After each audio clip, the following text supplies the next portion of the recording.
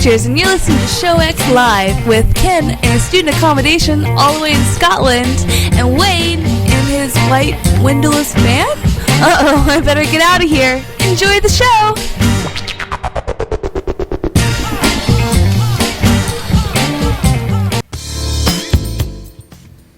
Hello, everybody, and welcome to the show. It is 2 p.m. Eastern, 7 p.m. GMT on this Sunday, the 5th of February, 2017. Welcome to the show. So, to kick things off, always, we'd like to welcome our good friend Ken. How you doing today, sir? I'm good, my man. I'm just a little bit distracted because for some reason I decided now is the best time to put up the next art contest. And the very beginning of the show is the most opportune time to find quotes and themes for next month. So if you guys have any suggestions, by the way, feel free to throw them in the IRC, because then we can actually, you can totally cheat and just be like, I want one that just says very specifically black and white landscape photography of women from Arizona. Like, if you said that, like, I will just take whatever. Like the picture I just took that all of you should let me do, yes. Yes. But no, I'm good, sir. How are you doing? I am doing very well, in fact. Feeling good. Woke up this morning nice and early and had like domestic little things going on, and so it's good. It's good. It's a good start to the day, as is going to be potentially a very long day for me today. But to kick things off, we'll get right into it with dysfunctional deviations. So, to start off dysfunctional deviations, I'll jump right in. And so, as Sure. you are working on our art contest and everything like that, as it is the end of the art contest for the last month, and we are locking the forums right now for all submissions. I want to thank you, everyone who participated this time. Had a good variety, and I'm looking forward to getting them all posted out for everyone to vote on who had the coolest artwork submitted. So looking forward to that this week, and we will be testing if I can figure it all out, how to put it on our social media as well with Facebook, so we'll see how we go with that. But today is essentially for us happy Sportsball Super Day here in the Americas of US, because it is Super Bowl Sunday. Same time every year, and it is that day today, which means I will not be gaming after the show because I will have to prep myself to go and watch big burly men in uniforms run around the field with an egg ball. So your normal Sunday night then? Well, two teams that I truly don't care about. Yes, totally normal night. But hanging out with friends, having drinks and food and all that good social time. So doing that shortly after the show. So will not be participating in game night. But that's all right. And it is entertaining because in a case, I don't have any close friends, anyone I know that'll be at this event that is actually a fan of either team in the Super Bowl this year. So it's going to be more just to support the sport, I guess, and an excuse to hang out, eat good food, and drink alcohol. So that's really all this is, all it turns out to be. It's not really an event that either of us are going to care about. I think maybe for people who follow it, the only thing I've heard as a consensus around my parts is everybody hopes the Patriots will lose. And you're speaking a foreign language to me. I don't know anything you're talking about, but that's it's very similar. It has running themes to sports in this country as well. Yeah, my team's not in, and so instead of me rooting for one of the other teams, I'm going to root that one of the other teams doesn't win because for whatever reason I hate them more. Yeah. So there. And in this case, it's been almost universally the Patriots. And I think the only one, as Kopii puts in there, I was actually having to remember as I was about to say it, what the other team is. And so it's the Falcons. So yeah, totally got that. You know as well as I do, sir. Yay, Sportsball. But no, it should be a lot of fun today. And I was saying domestic stuff when I got up this morning. It's cool. I have an app on my phone, and it's a website kind of thing, where for people who are homeowners, and I don't know if this is, I'm assuming it's available at least everywhere in the United States, and I'm not sure how far outside of that, but one of the things we run into a lot of times here is we have HOAs, homeowners associations, groups of people that in a certain location are supposed to be on a committee together, represent the people in the neighborhood to try to maintain a certain quality of the neighborhood, how houses look, make sure things are in repair, that like trash service and things like that are all sorted for the community. In our case, for our community pool, make sure there's lifeguards hired, any repairs done, things like that. Well, normally, and they do and they maintain that, but in doing so, they kind of format these little communities, these little, not even townships, right, but just small groupings of neighborhoods into one group. And mine happens to be this one in our area, and that all has its official website and stuff. There's an app that's out there called Nextdoor, which has been a way for people in their own like communities and such to connect to each other and have like a message board and kind of a way to interact with each other online. And I normally don't pay much attention to it. I have the app just to be kind of around and be a little aware of what neighbors are talking about. Biggest problems have been things where if someone will talk about a little local like bit of crime or break-in or something that might have happened, or any kind of things of kids kind of getting out unruly down in areas, stuff like that. But more recently, for me, this morning, when I woke up, I saw a message from a neighbor that said, "Hey, I'm remodeling my kitchen," or no, it was bathroom, and I'm giving away either both some cabinets, kind of things that go under your sinks, as well as giving away the large mirror that usually goes over the bathroom. And I was kind of like, really? And they said, for free. They just like, we're remodeling, we want to get these out of here. Wow, Anybody nice. want? And so I commented right back, and it was honestly like 15 minutes after they posted it this morning. Like, hey, if it's available, I'd be curious to go get it. And they're like, and right away it was come back and forth like, sure, come get it, da-da-da. And kind of grabbed my cousin, my car, or my newer Escape, went and picked it up, and now ended up with a 4-foot by 7-foot mirror that you normally would put in a bathroom. For me, I'm going to put it in my workout room, because I have forever been wanting to have a mirror up where lift weights and such. Easier way to see your form and see how you're doing. Sure. But going out, it's people do that because they're like totally into themselves, but it's not at all that. It's very important when you're lifting weights, because it is a dangerous thing to do, that you have correct form. So having a mirror is of vast importance, in my opinion. I would say it's incredibly important. it definitely makes it a lot safer. Just a second.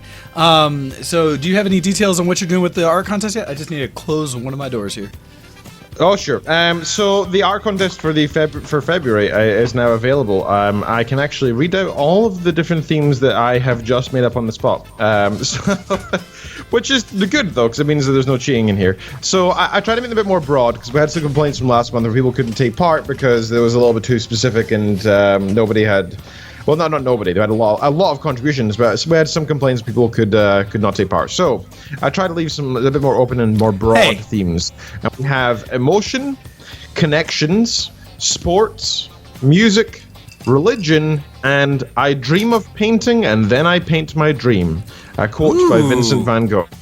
So in there, with emotions, that could be photography of people's faces, it could be events, it could be a nice mix of things. You can pretty much put that to any kind of art form, right? If you're passionate about something and you make it into art, you can claim that's an emotion right there. So that's incredibly open.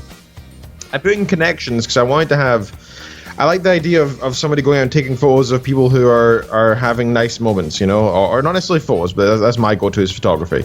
So, spontaneous photos of people who are having moments together, friends and family who are happy to see each other, like somebody getting off a flight and happy to see their loved one.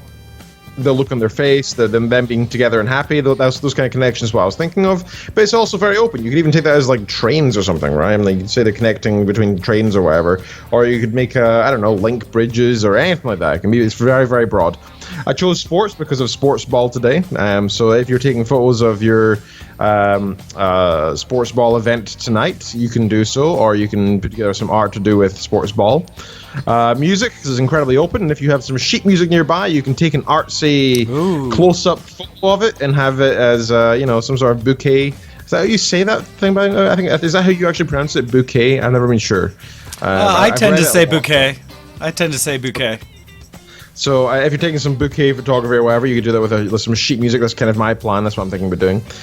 Religion, which is very open. You can make it just somebody saying praying. You can take pictures of churches, of mosques, of synagogues, of religious garbs. You could even just I don't know, show a picture of the calendar on the day Sunday. I mean, it could be pretty much anything. And finally, the quote by Van Gogh, obviously that's a painting quote. So if you have anything to do with dreams or to do with painting, you could put under that quote and under that theme. So very open. Oops, I haven't edited. I forgot to put the correct date down. You've got effectively a month, but to be exact, you've got till the 5th of March. It will be the first Sunday of March. So March the 5th, 2017. You can put a maximum of 3 submissions into the contest, and if you win, you get all of your art plastered all over our Facebook and Twitter feed, as well as into the forums. So it's great exposure for you, and it'll make you feel a little bit good about yourself. And hey, it's a good way for you to continue doing some kind of art form. I think every single person on Earth who wants to have a fulfilled life should have one kind of way of expressing themselves through art or music. And so, hey, this is your way of forcing yourself to do something if you don't normally do that. So I do recommend it. And plus, you get to share with your friends and here at VTW, and we can pass comment, we can make you feel good about it, yada, yada, yada. So please do come take part. It's good fun. We go through the effort of making this, and I gotta say, we had a fantastic number of submissions for the January contest there. I'm really impressed with that, guys. So thank you for that.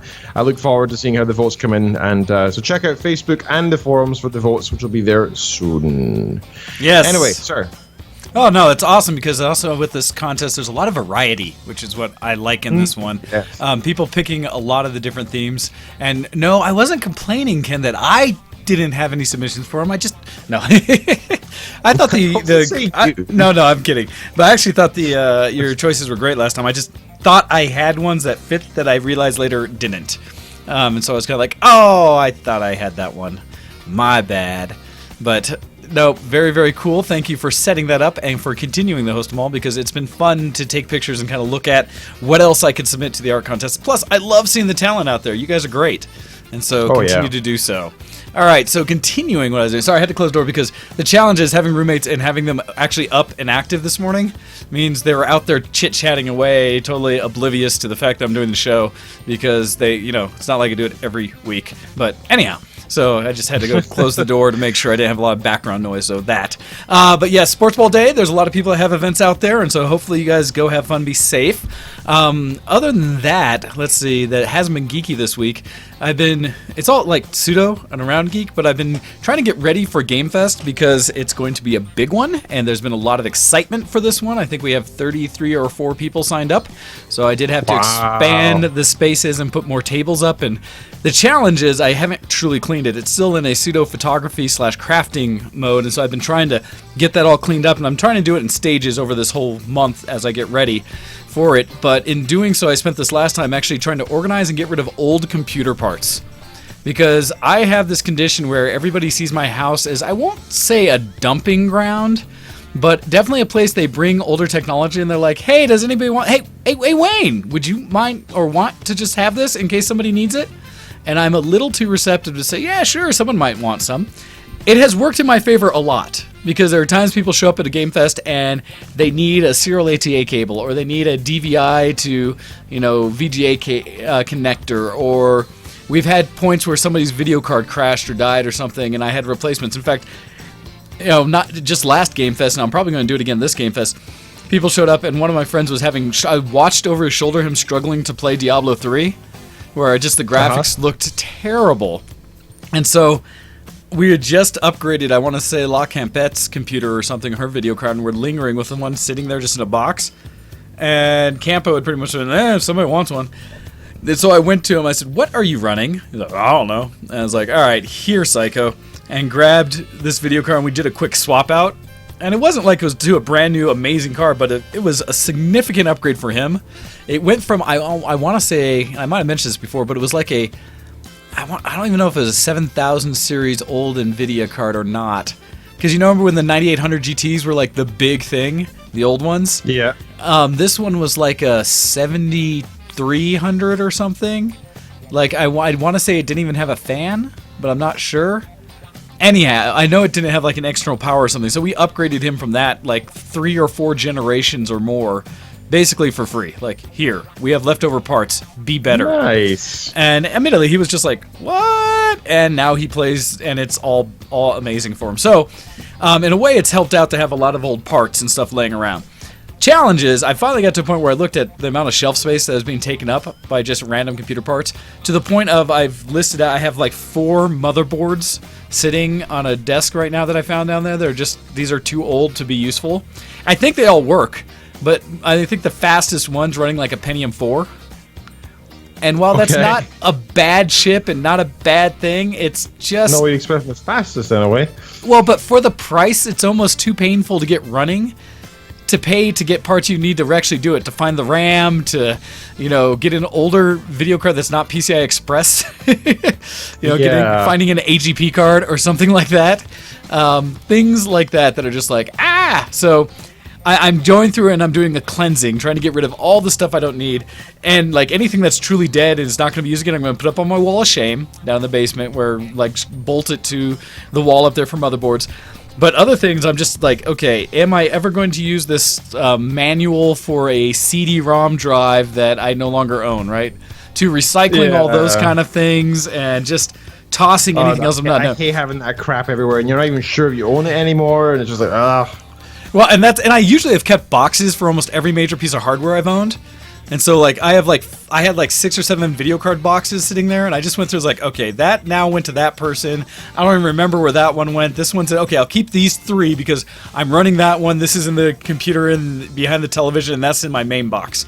So I'll keep those. The rest gone. But I also am opening them up and finding additional cables and stuff like that I'm making sure to gather. Because I'm going to put all of those in one bin, right? A cable, all the serial ATA cables, all the HDMI cables, all the extra power cables. Because those do get used. But I need to sort them so they're not just laying all over pushed in boxes and stuff on shelves. I need to go get a label maker. How boring and old am I that I'm actually really looking forward to? I want to find a nice Dymo or something label maker. So I can go through and put bins up and actually label what all parts go places and stay organized. But anyhow, so that's my first stage, to get everything in there cleaned up so I can then take all these other computer parts that have kind of filtered out into the basement and put them sorted away. And then I can put away all my costuming things, stuff like that, get it all cleaned up, put out the additional tables I had to get to fit enough people, and get that all sorted for Gamefest. So it's turning into a big thing. We've everybody talking about it on my chats and stuff like that. I've been super excited for it. We're going to have not necessarily contest, maybe a tournament, but we're going to do Drunken Mario Kart. We're going to do some sort of maybe a tournament on Saturday, lots of board gaming, things like that. And there's actually a good selection of people that are planning on coming the Thursday night leading into, including people, and I might have said this before, traveling from multiple places out of state. My brother Earthweaver, another friend coming, as well as another friend coming from Nebraska and him from Iowa. Got the longest distance one, I think I mentioned before, someone that's flying in from Hawaii to come to this Game Fest, I've never met, who we only know via chatting online, but is so excited for the invite that he's coming and doing it. So looking forward to it. Should be awesome. Big, amazing, ridiculous. All right. So I've been doing that. The other thing that I've been doing that isn't really geeky, kind of, again, on the threshold, and especially since he's in the IRC today, and in a way I'm hoping that means he's healthy and alive, is yesterday we celebrated Hydroxycut's birthday. And so 2 things for you, Hydro. First, his actual birthday was what, I want to say Thursday? And for that, it was Happy birthday, dear Hydroxycut. Happy birthday to you. So, normally the president one, but I'll just give that one to you direct, Hydro. But we went yesterday in celebration down to... we went to Dave & Buster's, and I don't know if you're aware of what those are, Ken, but it's a kind of chain establishment here that back in the day used to be a legit arcade/restaurant experience you could go and enjoy. I say used to be in back of the day because now old school quarter arcade games, there's maybe 2. I saw Donkey Kong, and it was a machine that had Donkey Kong Jr., and maybe the original Mario Brothers were on one machine. And that might have been the only actual arcade game I see there. I say that in the sense that there are a lot of arcade games there, but the majority of what Dave & Buster's has are ticket games, things where you do little activities or whatever to earn tickets, or they'd have basically racing and shooting games, and that's pretty much what it's devolved to. Where actual there was a couple of people in the group that were looking for a fighting game, please tell me there's a Street Fighter or something wrong. Nope, not anywhere, none around. But they have all versions of the House of the Dead shooter series, the Time Crisis series. I think they might have had all the way from 1 through 5. They had Mario Kart Racing, and they have whatever the motorcycle racing game we played, as well as Yeah, just all these different ones. And so, yeah, we went there for Hydro's birthday. I showed up a little later because I was finishing up things, playing some stuff here. But getting there, when I showed up, as he messaged me and he's saying in the RC he's turnt, he was already fairly well along with his alcohol consumption. Well, what does turnt mean? I've not so heard that's one of those young people words, I suppose, but essentially meaning drunk. I don't know a true translation. I would say turned out or something like that. I'm not sure what turnt really means, but in context, it was he was inebriated, and so for those who need to know. It's funny how we change the word for drunk like every other week. I mean, here in Scotland, we have many crude phrases like beyond being getting wankered, getting effed, not just pissed. Yeah, well, that as well. Getting pissed, or the Scottish version, pished, pissed, getting pissed. Yeah, getting pissed. Is that because you try to say pissed, but you're so drunk that you slur it? That's a good point, actually. I never really considered it. Oh my god, I'm so pissed right now. I'm literally looking up how to say drunk in Scottish, and apparently there's 25 words for it that I've never... Well, so you're right, though. We all do. We have so many, as Hydro's starting to add a few there, like getting blitzed, getting wasted. There's a while that it was like getting crunk, getting... Getting goosed, being out your tree. Out your tree?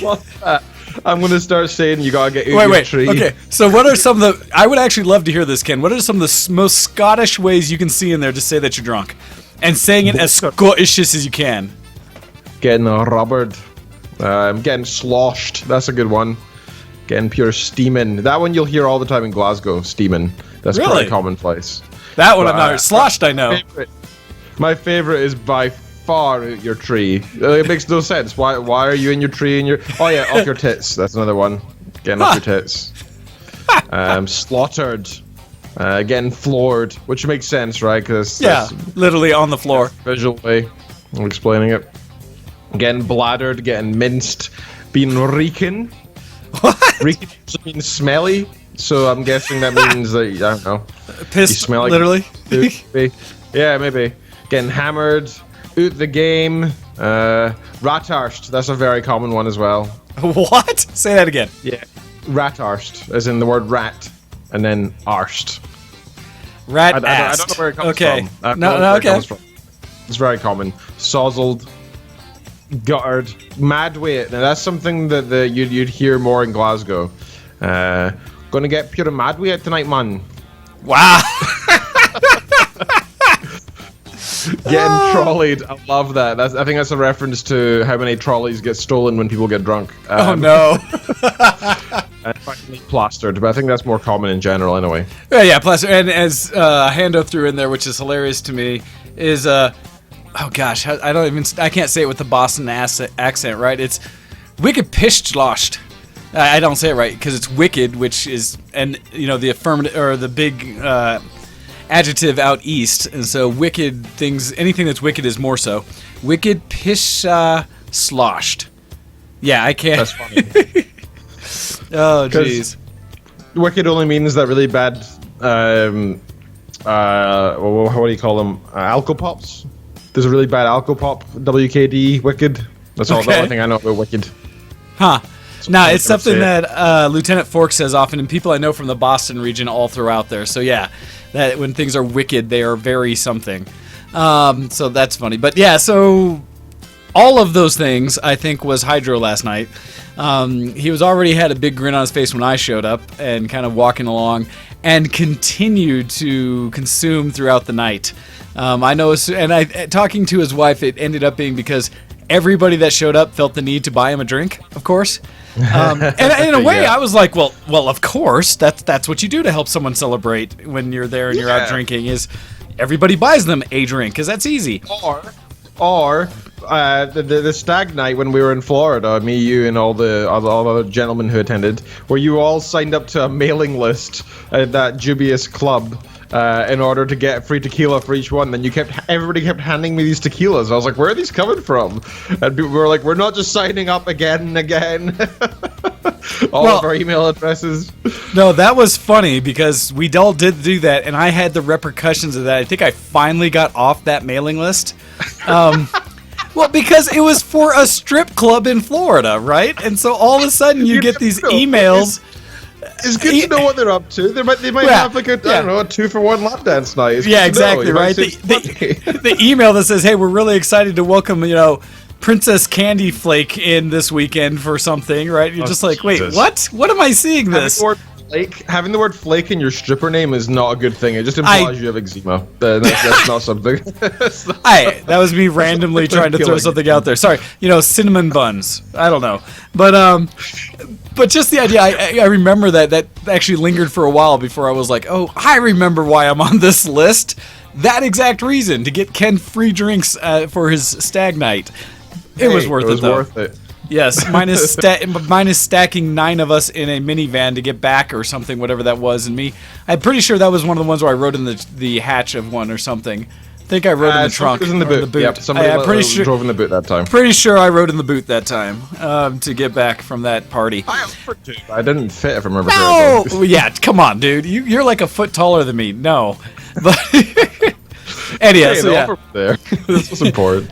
So, but the nice thing is at Dave & Buster's, it's a lot of fun because you're just contained in there and running around and playing video games. And it was a lot of success in that. For Hydro, I posted some pictures up in his party invite of him playing video games back and forth. It was fun just to watch, like, run around and follow. The kind of surprising ones is that he and his wife, were sharing a power card because they don't let you actually use cash or coins to play the games. You power up a card that has a little stripe or a little slider thing on it, and it's all digital. One, so you don't really know how much things cost because it's all in credits and not dollar amounts. Yeah. Which means every game costs too much, just so you know. Yeah. But so go in and they had to keep trading back the card back and forth between games they were playing. And his wife got to a point where she was playing ticket games because they had a goal for one of their mutual friends to earn them enough tickets to be able to buy a stuffed plushie of Pikachu was the original goal for their new child, for their young baby. And so they saw the like carnival stuffed animals thing. So that was like the goal, which became kind of the group goal. Because everyone who's playing ticket games were like, because I was too, and I was like, I don't need these for any of those cheap things in there. I will donate to the cause. Well, and that was all fine and good, but we ended up finding this game. And I don't know if people have seen these, but it's the little push coin games. The ones where you like somehow drop a coin into the mix, and it's on a little platter that as it pushes, the coins get caught and pushed forward, and eventually get pushed onto the next ledge below, and the next ledge below, and then get pushed into a bin, and it counts up kind of how many coins you end up pushing in there. And it's kind of the physics of coins getting... psychologically tempting game because it looks like everything's on the edge. But yes, just the way everything. The physics of the coins work means they're just very good at sliding on top of each other rather than picking things off the edge. Well, you do this, and then you get a bunch of like engineer types involved. And we all look at it, and we look at the problem and go, actually, there's a way we can beat this.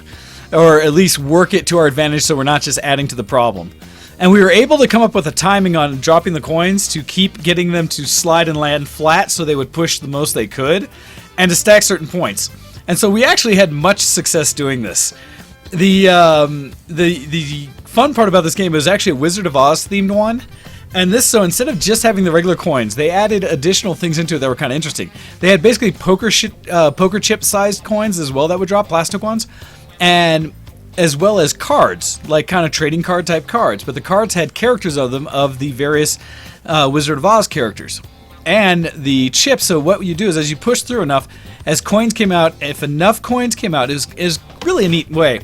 For every coin that dropped that wasn't one of the chips or cards, it would build up this little gauge up to the top, and once you dropped enough, it would give you bonus, where it would spin a little thing, wherever number it landed on would be how many additional plays it gave you. So it was kind of like continuing you to play the game longer. Nice and cool, and the more you just push the regular ones, that would happen. The ones that actually paid out in tickets were those coins, which were worth like 20 tickets each, and the cards, which were worth 150 tickets each. As well as there was a bonus where if you collected the entire set of cards, which I want to say was 7 for the cast, they gave you an additional 2,000 tickets on top of the each 150 you got for them. Wow. So they did it in such a way that they made that base game style all the more exciting and fun. And the way those cards and coins were distributed was equally kind of interesting. They had a rotating bin on top that had different dispensers of coins and cards, and they would kind of rotate around because this was like 4 positions around each other to play the game. They were all kind of connected. And so it would get to yours, and I don't know what you had to do to earn it, but all of a sudden it would start dropping them. And just dropping one, if you were playing, could upset enough coins to get a bunch of stuff to drop. Well, we got to a point where there were basically 3 of us all playing this damn game at the same time because it was so addictive. And it's that little bit of, I don't know what you get, but that you see the progress. And at the end, I mean, we actually did get it to work in our favor in that we had all the cards except for the one most rare card, as we figured from looking at all of the games, which was Toto, the dog. We'd only seen 2 out anywhere. And so one was in one that Hydroxy's wife was playing on, and one's another person across the way. But we watched this one drop, and it fell in such a way that it was already like halfway down the pile. And so she kept playing that game until she was able to push that Toto card all the way off and finish her selection of the 2,000 bonus plus however many other duplicates we had. But it was a silly, fun game, and I had pictures of like Hydro, but initially we were just watching her play and she didn't want to give up the card. Like, no, I need this. No, and Hydro's like, but I want to go play Star Wars. Come on. It's like, nope, I need this now. You wait. Turned into all of us playing and picking our own kind of thing and then bouncing the card back and forth as they need to recharge plays. But when Hydro first got into it, again, the engineer side, he like hunkered down in front of the little aiming arm for the coins and like perfectly aligned it and timed the slide back and forth. And he's like looking eye level to where the slider's in, and then he's like, go, and just like really focused on it and was quite successful at it. So it was fun to kind of watch that the level of gameplay that went into that. Also, like I said, we ran around, played a bunch of different games. One of the big ones for me is always Daytona USA, which is a racing game, and it's an old racing game. But it's great because it's one that you sit in the cockpit of it, right? You actually can adjust the seat back and forth. It has either an automatic mode or manual, where it has a 4-speed manual on it. And you can change your views and such. And it's played, gosh, the graphics look like they're probably at best PlayStation 2 graphics. And still look that way. I mean, they're super pixelated bad. Like Gran Turismo 2 kind of graphics at best. And that might be a stretch.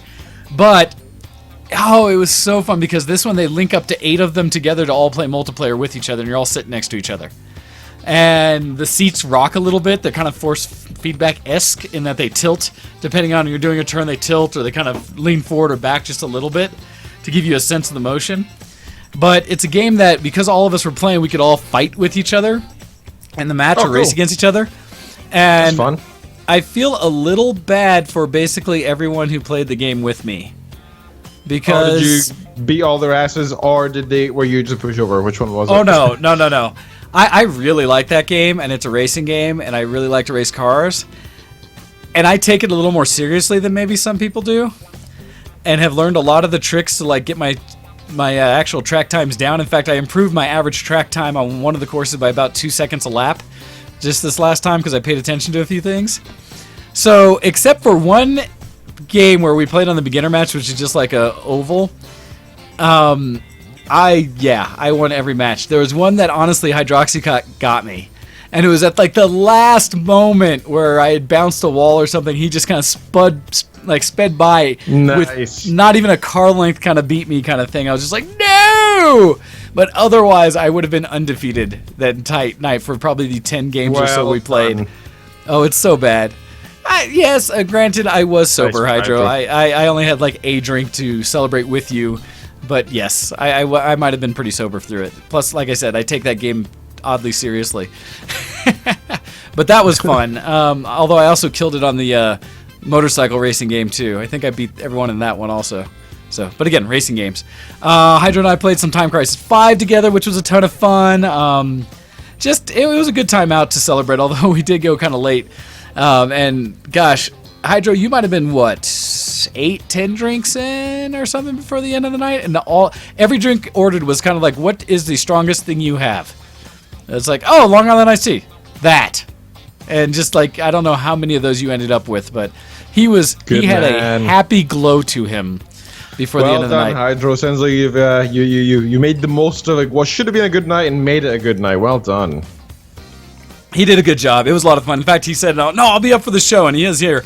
I was a little surprised because I thought he might be suffering. Although, Hydro, do you have a hangover? Do you actually have a hangover or not? Because that was a lot of alcohol to consume. And we did finish up the night with at least a little bit extra food, which was just like desserts all around, all the desserts they had on the menu, which are quite nice. But it wasn't like, fill you up food to survive. And so, yeah, Mai Tai Long Island's all night. The TNT I bought you? And yeah, it was a lot. But that was good fun and a proper way, I think, for geeks to celebrate a birthday. So thank you for inviting me out, Hydroxycut. We will continue the shenanigans at the end of the month at Gamefest. That should be fun. So that's really what I've been doing that hasn't been geeky and such. That's kind of, but it's nice to be able to celebrate with other geeks and gamers out there. Oh, the one other comment I was going to make on Dave & Buster's, just as a scene, because it was a very busy night. It was a Saturday night. It was packed, and I commented on my Facebook at one point because we were watching the guys play the motorcycle racing game, and I was struggling so hard watching at least this one guy play. Like, I looked at him, and I honestly had to say, do you not understand how this game works? It's a motorcycle. It's not that hard. In a motorcycle game, the controller, right, you don't just turn the handlebars, you lean the whole bike to do the turns. Sure, of course. Yeah. And, throttle on the right, and then you have the handbrakes if you need them. And it was painful to watch how inept this young man was at playing the game. He almost... You leave him alone. No. He probably never understood how motorbikes work anyway. Okay. This guy was like 22 years old. Engineer who No. This guy is like 22 years old, and it's a video game. It's not about the physics of the actual thing. This wasn't a simulator. This is an arcade game that anyone can pick up how to play in about 10 seconds or less. And I watched him play at least 2 full races and basically sit straight, not once lean, even though the guy right next to him was leaning like a madman and actually playing the game. So it's not like he couldn't see that it could be done. This dude just sat there and kind of tried to turn the handlebars a little bit and was bouncing off the walls of the course the entire time. No, you're right, Hydro. He did look like he was generally uninterested, but come on! And I saw this multiple times. Interested? Why would you just sit there? That's weird. But I had the comment where I looked at how many people are running around because it was very popular, and a lot of the crowd was younger, that I was kind of like, have you just kind of heard about video games or arcade games, and this is your first time, and you really don't know what they are about and how to do this? I was so confused, and it was so hard for me not to try to tell him how to play the game. Oh, it hurt. It hurt to not have to correct him. As a gamer, I was in pain. So yeah, there was that. Sorry, just I don't understand. Why do you go to Dave & Buster's if you don't like or understand gaming? Just anyhow. No, sorry. Of course. I'll let that go. All right, Ken, on to you. What have you been doing that has been geeky this week? Well, sir, I have a mix of things. But first of all, I'd like to give a shout out to my darling wife, my lovely partner throughout the rest of my life, and the past few years. So she's got her first day at her new job tomorrow. So I just want to say congratulations to her for getting that in the first place, as well as for actually going ahead and doing that. So good for you. Good for you for joining the working 9 to 5 workers of the world, because it's a slog that everybody has to go through sometimes. And hey, you're doing it, so good for you. I'm very impressed with your ability to get a job in something that you want to and away from something that you don't want to. So good for you, my darling wife. All right. So best of luck to Kitten Features for her new job tomorrow. Which is kind of bad timing because I'm actually traveling tomorrow for work. I'm traveling down south for meeting with my sponsor to do some work. Can't really, as always, right? You can't ever talk about this kind of thing. Yep. Not really want to, because I'm pretty sure everybody would be very, very, very bored if we did anyway. But yeah, so I'm traveling down south and towards Ipswich land, which is in England. I do this once every couple months to go and visit my sponsor, the ones who fund my PhD. And in return, I do a bunch of work with and for them. And so yeah, I got that tomorrow. I'll be traveling. I've got a taxi at 5 a.m., which will take me to the train station for my 5:30 train, and then I'll arrive in Ipswich for 2 p.m. or so, and then I begin work, and we'll finish about 8 o'clock or so. Ouch. And then I'm there till Friday. So yeah, it's like I said, it's a slog, right? So it's also the case of I know that I'm traveling down there on somebody else's budget, mix of the universities and my sponsor's budget. So when I'm there, I make a point of being like, hey, if you guys are paying for me to be down here, if you're paying for my hotel, for my travel, for my food, I am here to work, and I will go there to work. I go there with the mindset of I'm here to do like at least 12 hours a day, because hey, you're paying for me to be here, right? I don't always come down here, but when I do, I want to make the most of this. So you know, even though I'll be tired after my long travel there, I'm happy to go in and do the job that I'm there to do, because that's why I'm there. So, nice. So yeah, I normally travel Sunday nights, but I managed to get a nice early train, so it means I can do the show as well as travel tomorrow. So it's okay. It's all good. It works out well. Speaking about Jobland, got some good news. I applied for a semi-internal position within the university, though it's kind of not within the university. It's more like an affiliate program, I suppose.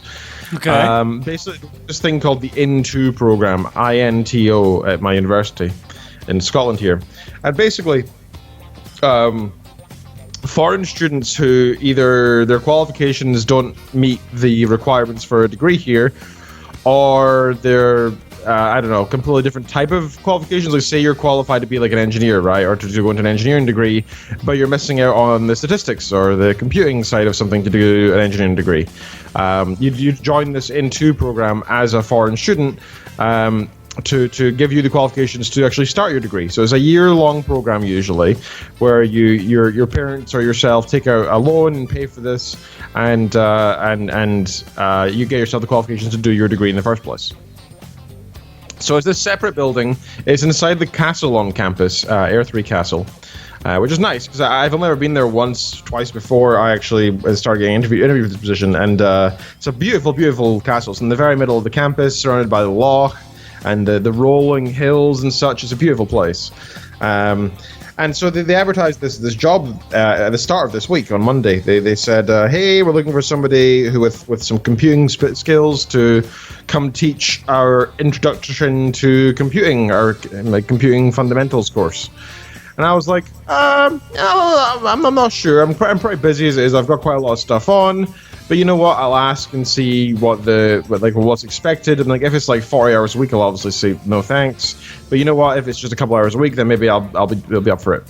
So I sent in an application. Now in the past, I mentioned on the show how there was some unhappiness in my department due to the fact that there was some reduction in pay and stuff, and some people were a little bit upset.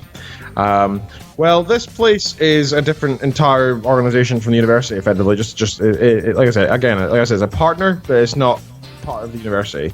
So they are able to be completely separate with pay, which means I have to do all the paperwork again, but it also means they have different rates of pay. And the rate of pay is a fair bit nicer compared to what we have in the department now. Oh, nice. So I sort of said, that alone is pretty tempting. And then they said, yeah, it's 5 hours teaching a week. And I was like, okay, that's a little bit lower than I would like, but I'm already doing teaching with my normal department, so that's okay, I guess. Yep. That's fine. And then they let me know, also, you'll be not just teaching it, you'll be entirely in charge of the whole thing. You'll write the coursework, you'll write the exams, you'll mark the exams, you will be entirely in charge of this course. You will have no peers on it, you'll have nobody else working on it, it is just you. And I was like, And then they said, and you'll be paid for all your time when you're doing prep, etc. I was like, what? Wait, paying for that time that you're like actually getting ready, not just when you're physically like teaching the class? You know, so the thing is, there's no coursework really just now ready for them, so I've got to write, well, it's 5 hours a week, and it's something like 10 weeks, so I got to do at least 50 hours worth of students, getting all the coursework ready, getting their exams ready, making the homework that they'll then spend hours doing, and then I have to mark it as well. Like, most of my time is not going to be spent teaching. Most of my time is going to be spent doing the prep, right? So it's kind of fair that they said, hey, we'll pay you for prep, etc. as well, because it's kind of necessary in this case. But it's going to be, honestly, it's kind of scary because it's a huge step up from what I've been doing. Everything I've done so far with teaching is usually a case of, here's what you're teaching, this is the set syllabus, it's been like this for years, you do what you must do with this. And your creative spin really comes to when you teach the classes and you can add a bit of creativity to it. But you have to go say over what's like the syllabus whatsoever. But now I'm entirely in charge. I can choose anything that I want to teach them that I think is appropriate for them to learn to get into a degree. Nice. And so I looked at the previous syllabus that they had, and in previous years, and it was kind of lackluster. Not in the sense that it was bad, just in the case that for our degree program, which is highly focused on software engineering, where we teach them how to code, this was very much based on architecture and networking and fundamentals of general computing. And I was like, you know, that's great, but they don't need to. They really need some coding practice beforehand. Like, they didn't really have any. So I'm going to be adding in a whole slug of programming into it, and nice. It's great. Yeah, it's a fantastic opportunity. It's like, it's not technically a promotion, because technically speaking, it's my first position in this organization. However, it's way more freedom than I've had before with teaching.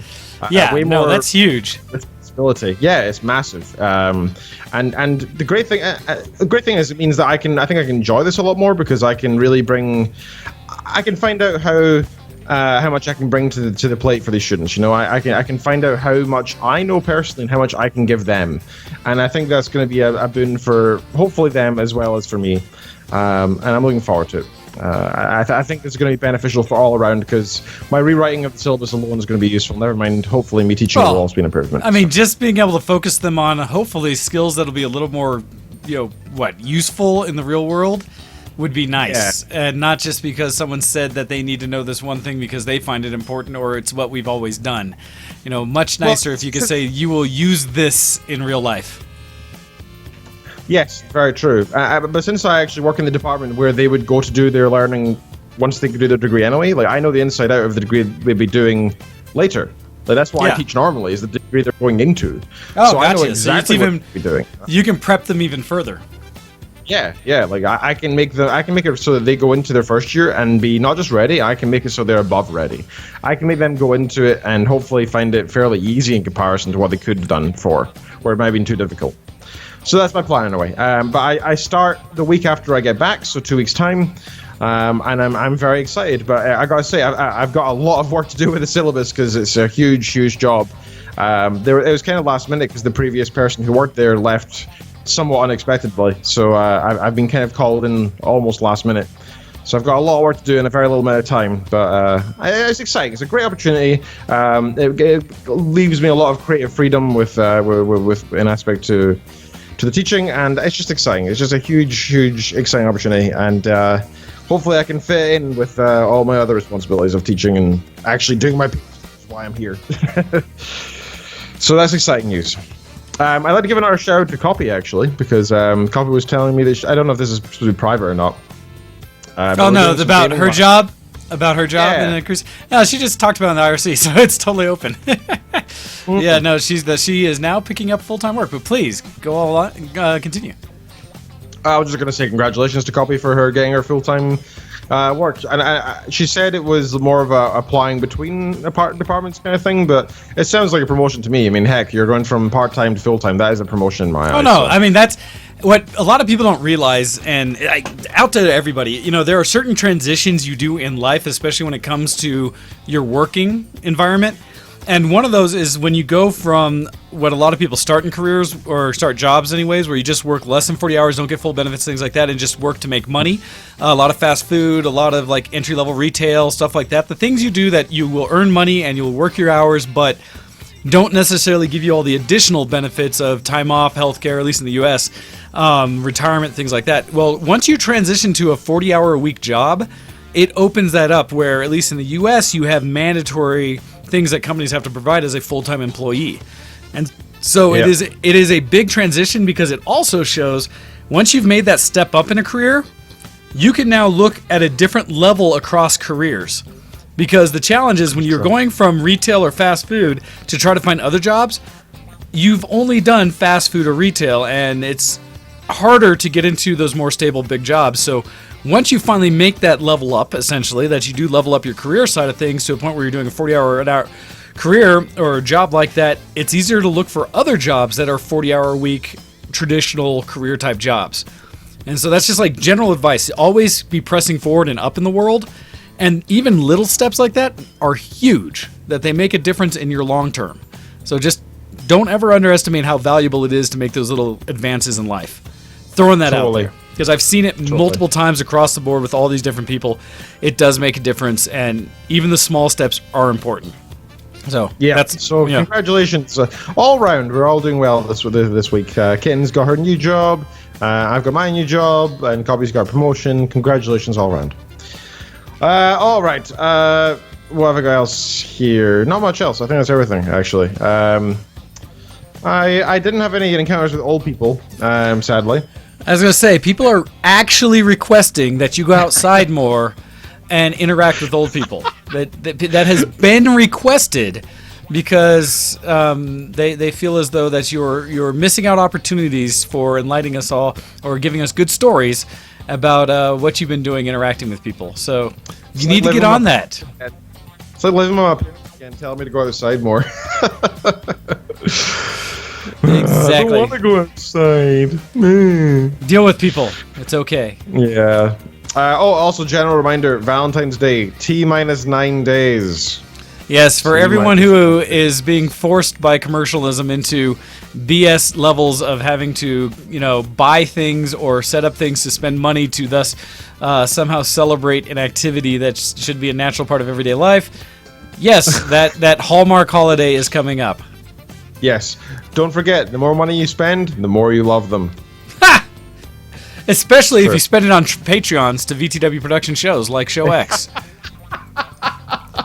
I like it. That's how hey, we should always if we're gonna celebrate or talk about a Hallmark holiday, the whole point, right, is business related and selling more goods and things. So might as well direct that money this direction. Come on, Ken. Hey, you're not wrong. You're not wrong.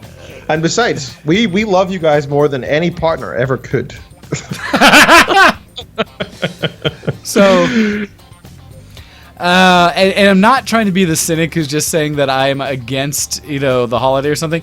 I more bring it up as a way because I still believe that holidays like Valentine's Day are highly weighted against usually the male in the relationship, if it's a traditional relationship, in the sense that it, in my experience, had almost always been a way for a man to show that they care and remember their woman, and not an equal share back and forth. And so I've always had this little bit of like, really?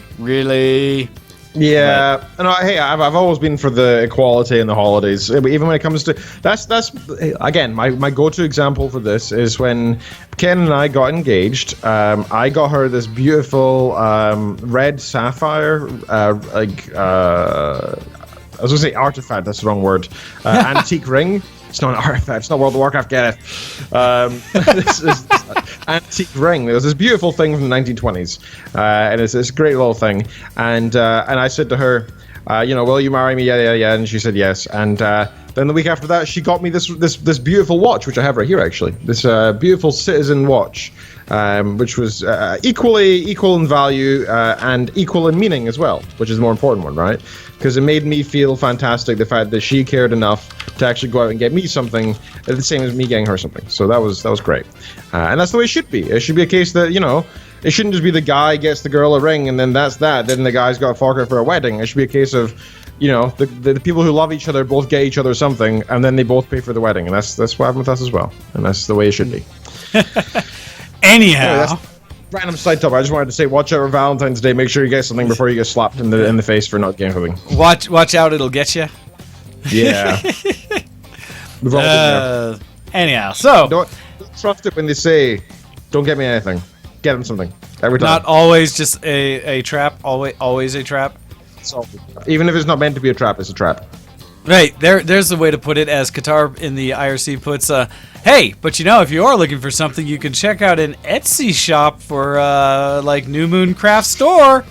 You get all kinds of cool little baubles like Cthulhu-themed necklaces. Any other things we can plug? Check out Alpha Geek Radio if you love things on Valentine's Day. Make sure you do our art contest. It's full of love. I don't know what else. I don't either. Type Frag. They host our TeamSpeak servers. Yes, We're they do. Lovely of them. Make sure you go along there. Check out their As stuff. well as every show that we do is put up on the web through RSS feed creator because from Jitbit. They provide a software that we use to organize and provide the RSS feed for all the shows from Show X. See, look at that. We'll get all the advertisements in, and just in time for us to take a break. And basically, I would say pay bills, but really it's just play music so that we can walk away for a moment and come back. And then we will continue to discuss things like our geek cred this week. So in the meantime, you're going to be listening to I forget who makes this one, but this is going to be basically like an OC remix or such type song. If you tell me the name of it, I might remember. Bronies Are Weird. I do not know that. I know nothing about it, nor do I want to. So that's just going to be at the break here. We'll be right back after this with more stories, but a little more geek-oriented. So you're listening to Show X, and we'll be back right after this. Thank you for that, Ken. Send in your emails to showx@vtwproductions.com.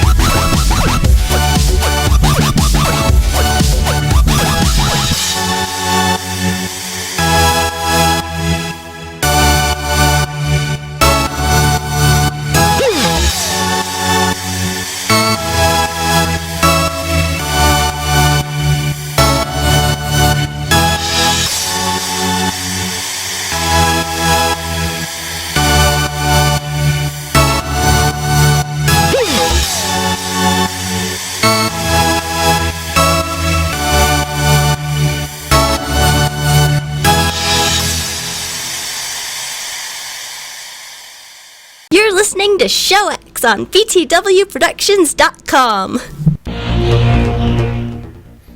Hey everybody, and welcome back to the show. A little bit of groove there with some, no actual lyrics to that, but just themed on My Little Pony there, but nice little dubstep type of dance music there. And welcome back. So, now it is time for us to switch gears and talk specifically about things a little more geek with... I'm a geek. Are you a geek? Geek cred, level up! Mr. Ken, we'll flip it back over to you. Say, what have you been doing that's geek this week, sir? So I needed to pee, but then I got distracted by things and stuff on the internet, and then I didn't go for a pee. The whole reason, Ken, that we put a break into our show at the hour mark, or right around, is to allow it's fine, us. I'll just suffer. I deserve it. It's my own punishment. Don't know why I did that. Okay, I got distracted because for some reason I thought it's important that I update the thread where we have like all the places we are on the internet. Like that one where it says you can find our Twitter, our Google Plus, our DeviantArt, our Twitch, our Flickr, our YouTube, our own personal websites, our Steam, our Funny Junk, our Elbow Guitar, our Last Stuff, yada yada yada yada. Right, like all of our user profiles everywhere are on one thread there. And for some reason I was like, oh, it's not got my Steam yet. I need to add that in. And no, I should probably add in Wayne's as well because that's important to have both of ours, not just one. And I don't know why I'm doing that. I figured it was for some reason imperative that right now I do that. But anyway, yes. So in this section we talk about our geek cred and things we've been up to in the world of nerdiness and such. Now I'm going to talk about WoW. Just what? For a change. I know. In fact, let's go back to it. Let's do not WoW first. Let's do Android games. Usually leave it to the end. Yeah, the shorter section. Yes, let's do that one first. So I've been trying to find some more Android games, especially since I've got 2 batches of 9 hours of travel this week. Then in 2 weeks' time, I've got pretty much the same again. So I've decided to try and make them. Oh, by the way, I'm not doing that show. That's Gamefest show, yep. So that's fine. It's the 26th. I won't be here, but that's Gamefest show. So there's no lack of shows for everybody. Just that I personally won't. Instead, we will. If people are still around, we'll have people like Wrath and Hydroxycut and El Campo and Beebs and all of the people that I play with locally or online in the room together on the mics talking chaos. So that will be the end of the month, essentially. The last weekend, the last Sunday in February will be a Game Fest show, and Ken will be traveling. Indeed. So, I was looking through the apps on my phone there to try and remember which ones I have installed. So I want to talk with the ones that I installed then uninstalled, because I feel like that's kind of important to talk with the ones I tried with this link, but I deleted them too quickly in anger. So let's just go through. Let's see. I installed the Creepypasta app a few weeks ago to try and read up on creepypastas. I've now read something like the top 45 of them or so. Oh wow! It's nice and easy because they're usually very, very short. They're like a couple paragraphs each normally. Some are a bit longer though. And it's easy because all it is just a basic app that pulls down some data from a server somewhere that's just the same way as reading them on the website. So basically it's nothing fancy, and that's good. That's what it should be, right? I wouldn't want it to be anything fancier than that. I want it to be just the thing that aggregates the information from the net onto my phone. That's exactly what I want from the Creepypasta app. And it's been delivering, so I've been enjoying that. So I recommend it. Creepypasta. For those like horror stories and such. I also installed an app called No Stranger, which is one of these pretend your phone is somebody else's phone, or it's been infected or something, and you're trying to find somebody or something like that. And it's one of these ideas that's sort of like a meta game, and I like it, but I've not opened it yet. But just an FYI, just to say, I will probably play that tomorrow morning, and I'll tell you how that goes. I've been updating the Oculus app frequently, even though I never, ever really use it. Oh, okay. Because I said a few months ago that I wanted to come back and talk about whether it was worth having an Oculus VR for Android, and it's fun and it's a good introduction. But I gotta say, I strapped it on last week. I sat next to Kitten and I said, "Hey, I've not looked at this for like a month and a half. I want to plug it in and see what's going on, see what the new apps are." And I've been seeing some stuff online about the new updates and stuff. But normally the updates are just a case of the apps you already have are like no longer themed for Christmas. Yeah, no, most of the apps they change it up for season, for holidays, things like that, back and forth. And you're like, oh, this is, nope, nothing new, just a skin. And the truth is, like, even though I've got one of the currently nicest phones in the market, because I got it only a couple months ago, right? My Samsung 7 Edge, which is a lovely, beautiful screen, really high resolution, like absolutely gorgeous video on it. Problem is, when you get any device that isn't properly made for VR and you put it right against your eyes, yep, you still see those pixels. So yeah, that's the kind of problem I've been having, is that whenever I do play anything, it hurts my eyes. Not a drastic amount, but enough to make it uncomfortable. And it just doesn't deliver good enough quality content. I mean, any FPS games are horrible. I have never found a single FPS game on it this good. Not only are the controls terrible, but the graphics of trying to have realistic looking humans and such, terrible. Absolutely terrible. And so I just take it as it's not made for that, right? And admittedly, the more like the demo apps that are made for it, they're pretty fantastic. I really like the demo tour apps, like try out walking through a jungle, walking with dinosaurs, touring like small villages in Asia, that kind of thing. It's cool. And it's nifty, and it's a great 3-minute experience. But then you sort of sit there and you go, what now? And there's just not enough content out there yet for it. And I think due to the lack of quality that comes from having a phone screen, means the developers aren't too interested in making anything for it, because it must be really tough to make something worthwhile on it, to be honest. I agree and continue to say that it seems a struggle for developers to really get what they're going to do to expand or use the tool that is VR. I think VR adds a ton of potential and possibilities, but I think it requires a lot of, like, you got to know what you're going to do with it. You can't just say, oh, it's VR now, yay. Yeah, and I spent money on what's that zombie game, zombie running game phone. I don't actually have it on my phone itself. It's inside the actual VR app. It's called like Into something. Oh, I can't remember. It's where you turn left and right and try to avoid the zombies as you run. It's like Temple Run. It's like any of those, yeah. Into the Dead. Great game. Really enjoyed it on Android. It was really fun. But as soon as I installed it on VR, I thought that it was going to be something pretty spectacular. I thought this would be like truly like I'd look around and there's zombies all around me and running past see them running, yeah.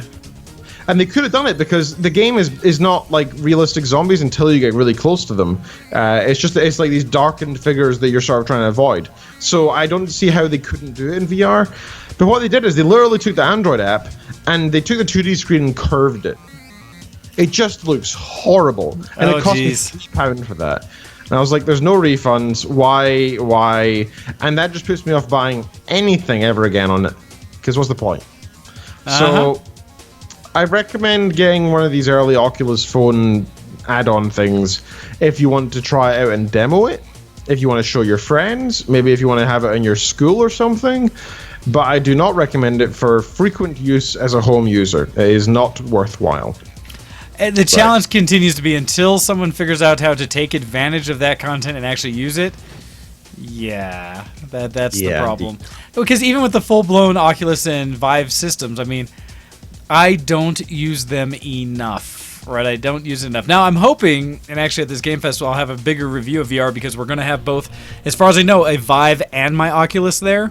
And so we'll be able to try them side by side and hopefully see if we can't get a multiplayer game or two going that actually work between the two and see how that works.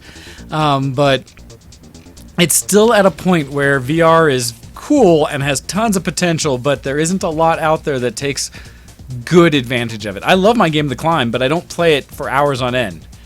And I yet to find the VR game that I spend more than about 30 or 40 minutes in it. So there is that. I mean, I love it. I have no regrets for having my Oculus. It just does not get the use that it probably should out of it. And would you blame the lack of content on that, or would you blame the technology itself? I would say content more than technology, because the handful of experiences and stuff that look good and work well with it work really well, and people have tried them and said like, oh, I get it. Oh, this is VR. This is awesome.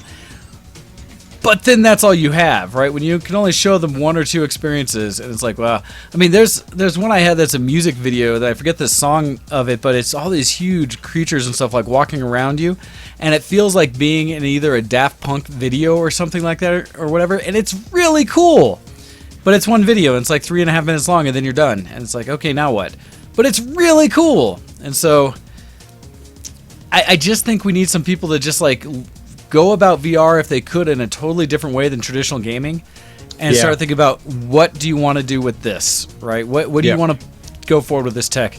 As Pause is in there saying, anybody want to buy my Oculus? Because he has a full one as well. So there's that. I'll take off your hands for free. Hey, don't you forget that offer stands, okay? I'm not going down any lower than that. I also installed the SCP Foundation app, and it's a very similar thing to the Creepypasta one, where it just aggregates articles from the SCP Foundation website, which is the Secure, Contain, Protect. It's like this open community of, I think I've mentioned it before a few times, but it's like this open community where anybody can submit stories to it, but they're based in a very specific format in a very specific universe, where basically you think of the idea of Earth being invaded by, or not necessarily invaded, Earth is, how do I explain it? It's an alternate reality where Earth is covered with anomalous entities, things that are extremely powerful, or odd, or have strange abilities, and not necessarily beings or creatures. It can be items as well. And these articles define how the SCP Foundation, which exists to protect humankind from these entities and world-ending catastrophes, and writes these documents based on them. However, you're reading it as an agent of the Foundation with some access, but not full access. So a lot of the details are intentionally blurred out. So you'll be reading an article, and it'll be saying how there's this, like, I don't know, reality alternating being that whenever you walk within 3 seconds, all humans' faces will instantly become, and then it's just a big black box that says redacted, as if like the text's been removed because it's too sensitive for you to read. And it's nice because it adds the special touch of, you know, they could have just said screwed with or morphed or twisted or something, but that has less weight to it than the unknown. The fact that you're just like this, oh geez, what did it do? I don't know. Yeah. That was bizarre. And it sounds quite like a bit geeky and a little bit too niche maybe for you. I thought the same thing, but the truth is, once I actually started to read through them, some of the stories are really well written, and the only thing the biggest problem and the biggest success of the SCP Foundation is the interlinkability within all the articles. So one SCP thing will mention how Dr. So-and-so, a researcher from the SCP Foundation, who's mentioned in these other 77 articles, so is this recurring character throughout multiple other people's articles. He keeps coming back, and so you're like, oh, why is this guy in in somebody else's body? Why is it hinting that this is not his first life? Why is it hinting that yada yada yada, whatever? And then you kind of get interested in learning about that guy, or you might think, alternatively, this is too complex for me and it's kind of off-putting. For me, it dragged me in because I was like, oh, wow, how did that happen? Where did this come from? Or it says, quite often there's conflicts. Like, so if you have a universe where there's something with certain powers, like for example, there's this one creature which is vaguely similar to a reptilian crocodile, something like that. And it says something along the lines of it's effectively immortal, and they try to and researchers try to kill it over and over, because whenever it gets near any personnel, it instantly kills them. But whenever you get really close to killing it, like it shows in the test reports, it explains the percentages of body mass left. Quite often they'll get down to like 26% body mass, original body mass, but then the thing will morph and begin, like say you're trying to shoot lasers, it'll start growing back scales that are reflective. Or say you're trying to beat it with a hammer, it would grow extra like exoskeleton that would make it stronger. And so quite often it references hundreds of other SCP entities which people have tried to use to kill this thing. Like, there are some reality benders that, like, have in the past destroyed the world, but they can't destroy this one crocodile thing, which is really annoying for every single reader. They're like, why is this one crocodile invincible to absolutely... Anyway, point being, there's a whole world. It's not even just one reality. There's multiple versions of it, and it's very loosely moderated. It's all based on votes, so some things don't even make sense together because of the fact they're from different realities. So keep that in mind. If you see anything that conflicts, there's usually a reason for it. And even the basis of where the SCP Foundation came from, there's like 6 different origin stories, and depending which one you follow depends on which one the story makes sense with afterwards. So it can be pretty confusing, but it's very well written, and it will definitely take hours and hours of your life if you get into it. I do highly recommend it. But anyway, there's this app effectively aggregates stories from it. You can sort them by the top rated, or you can sort by the newest, or you can sort by whatever, like certain series or whatever, wherever you prefer. And it's a nice little app if you're into that kind of thing. Cool. I also installed Worms because it's a known favorite of mine. I've always enjoyed the Worms series since I was very young. I used to play it on PlayStation 1 back in the day, and Worms Revolution. I used to play it when I got babysat by my auntie.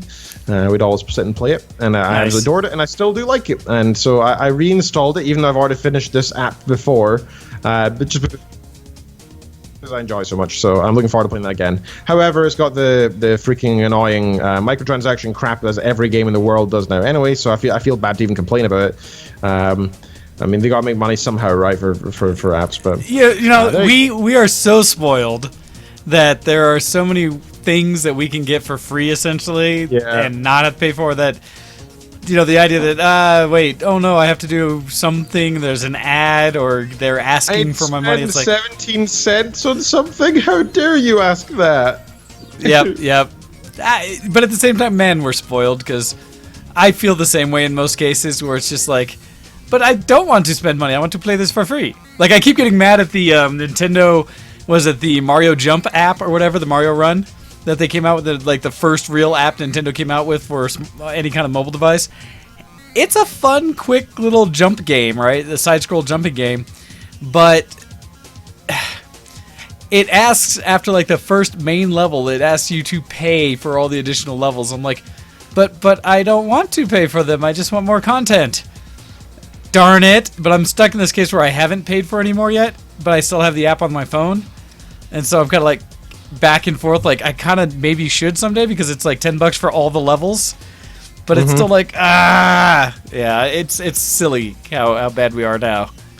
Well, like I said, the best one I've seen is there's some of these storytelling apps with these page turners, where it seems to be a theme that I've found even with different companies who make these apps, where effectively it's a case of you either play really well and get it for free, or you pay, or you watch ads, and you get a choice of any of the above.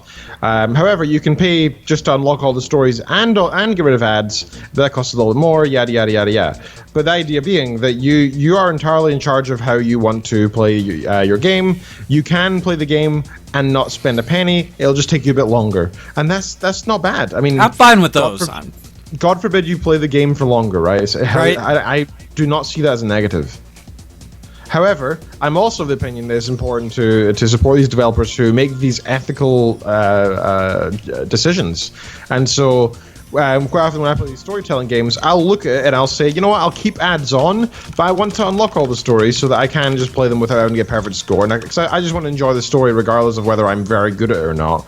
I'm not too bothered about if I get 95 versus 98%, right? I don't want to have to go and redo, half an hour of my life just because of that. So I'm happy to spend $10 on the app. I really am, because it's hours of enjoyment. Why would I not spend $10 on that? I have no problem with that. All right, so that's all the Android stuff. I've also been playing World of Warcraft, as I was saying, and I wanted to mention a couple of things. First, being Kopii, again, last night I put a tweet on Twitter, obviously, saying, "Hey, games, anybody?" And yourself and Kopii joined me at separate times, and Kopii and I did some old raids, and we did some old dungeons, and I was originally just going to go do the sort of achievements that I didn't have yet, but then I was like, oh, Kopie's never done like any Wrath of the Lich King raids ever. Well, we may as well just go do them because they're pretty quick, and I need the rep anyway. So we both get some goodness out of it, and then we can both get appearances for stuff. But we managed to walk out of. We killed Arthas, which was cool, and we killed Malagos, which was fun, and the Trial of the Crusader. We did all of that on heroic, and. So we got lots and lots of tasty things, both appearances and lots of rep, and most importantly, we walked away with some, with a single rare pet each. Oh, so nice. I can't remember what my one was, to be honest, but yeah, Kopii got a nice new pet as well. So that was it was very fruitful. It was good, and I am now. Let's see, I'm now on. Revered with the Violet Eye from Burning Crusade. I've been running Karazhan every week for the past month. Who else have been trying to get up a little bit? Oh, all the Legion ones I'm trying to do, just because you need those for current content anyway, so it's kind of useful to do. A bunch of Warlord Draenor ones I've got to Revered. I don't want to go into too much detail here. I got the Ashen Verdict up to very close to Exalted, actually, just because I've been running Killing Arthas so many times, trying to get his damn mount. Give me Invincible! I want it! It's such a pretty cool mount. And plus, it's very rare, and the lore behind it is fantastic. It's the same horse Arthas had all through Warcraft 3 and before then. Oh no! It's beautiful. Basically, the horse died during Arthas' campaigns, but when he became Lich King, he went back and raised it and made it. And he dubbed it Invincible. And he dubbed it Invincible when he was a child. And so is the version that you get the dead version, or is it? Oh, it's the undead version. Yeah. Okay. But it's just nice. Well, who wants just a horse, right? You can already get that. But still, if it's like this classic known, horse has been around forever, even the live version would be pretty cool. Yeah, but at least that keeps it to the lore, so that's nice. Plus because it's called Invincible, and he named it that as a child before he was even a paladin. He's effectively the classic paladin gone evil story, right? Like he's the same as the Star Wars, effectively paladin, where the Jedi turns, evil. But he dubs his horse Invincible at a young age, and it's so appropriate because the horse dies, but then he brings it back. So being Invincible is a great name for it, and I love that. I really do like that. I think it's a fantastic story, and so I'd really like to get that for multiple reasons, as well as it just being cool and rare. Because you know what people say, going back doing old stuff when you're max level is easy, but you know what? It's a pain in the butt grinding this every single week for multiple weeks. Say what you like, that is still a pain in the butt. Yeah, it may be fairly easy because I can kill everything in a second, right? But still, I mean, it still takes the effort and the endurance to go every week. Other than that, what else have I done?